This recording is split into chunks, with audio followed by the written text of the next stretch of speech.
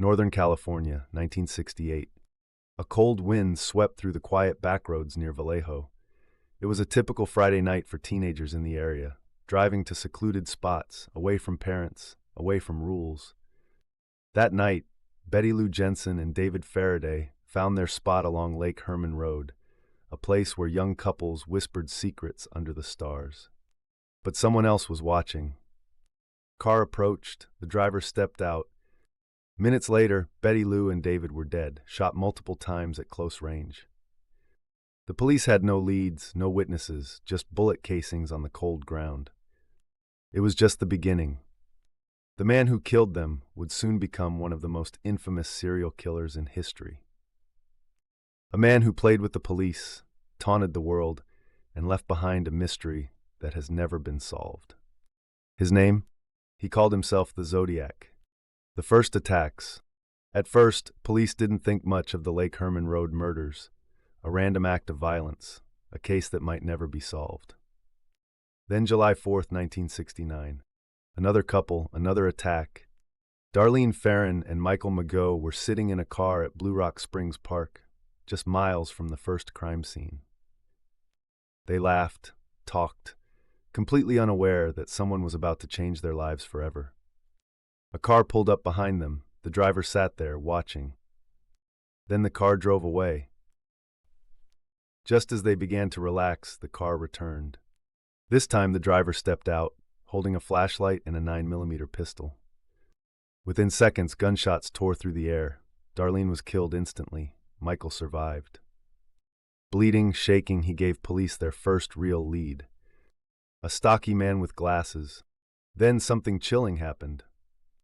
At 12:40 a.m., just an hour after the attack, a call came into the Vallejo Police Department. A calm male voice spoke.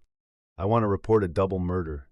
If you go 1 mile east on Columbus Parkway, you will find kids in a brown car. They have been shot with a 9mm Luger. I also killed those kids last year." The caller didn't give his name. But he didn't have to. This was the Zodiac Killer's first confession. The letters and ciphers. Just weeks later, 3 letters arrived at 3 different newspapers: the San Francisco Chronicle, the San Francisco Examiner, and the Vallejo Times-Herald. Each letter contained a handwritten confession and something else. The killer demanded they be printed on the front page, or he would kill again. Each cipher was made of strange symbols, unlike anything police had seen before. Days later, a local schoolteacher and his wife cracked the first cipher. The message inside: "I like killing people because it is so much fun." It was a taunt, a twisted game, and the killer wasn't done. The killer's face. September 27, 1969. Lake Berryessa was peaceful that afternoon. Brian Hartnell and Cecilia Shepard spread out a picnic blanket near the water. Then a shadow approached. A man in a black hood with a white cross-circle symbol on his chest. He held a gun. "I'm an escaped convict," he lied. "I need your car, I need money, I need to get to Mexico." Then he pulled out a rope, tied him up, and began stabbing. The attack was brutal. Brian survived, Cecilia did not. For the first time, the Zodiac had been seen up close. And before he left, he took a marker, writing on the victim's car door: Vallejo 12/20/68, 7/4/69, Sep 27/69, 6:30 by knife. His murder timeline, signed on the crime scene. The murder in San Francisco. 2 weeks later, October 11th, 1969. San Francisco. A cab driver, Paul Stein, picked up a fare, a routine trip, until the man pulled out a gun. One shot, Paul was dead. The killer took his wallet, his keys, and even part of his bloody shirt. Then he vanished. The next day, a letter arrived at the San Francisco Chronicle. Inside was a piece of Stein's bloody shirt.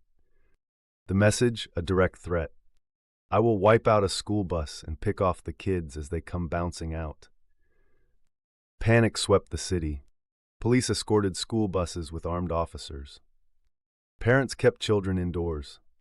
The Zodiac had everyone in fear.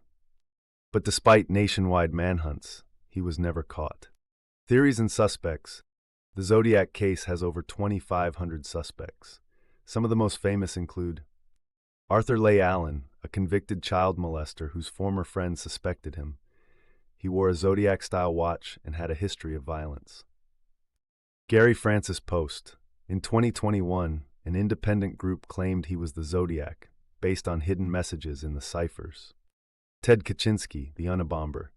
He lived in California during the Zodiac attacks and had a deep interest in cryptography. Yet no solid evidence has ever confirmed the Zodiac's identity. The unsolved mystery. The Zodiac's last confirmed letter arrived in 1974. Silence. Did he die? Did he get arrested under a different name? Or did he simply stop? One thing is certain. The Zodiac was a man who played with the world. He sent coded messages that experts still haven't cracked. He mocked the police. He vanished without leaving a single fingerprint behind. And today, more than 50 years later, his case remains open. A ghost. And maybe he was never just one person at all.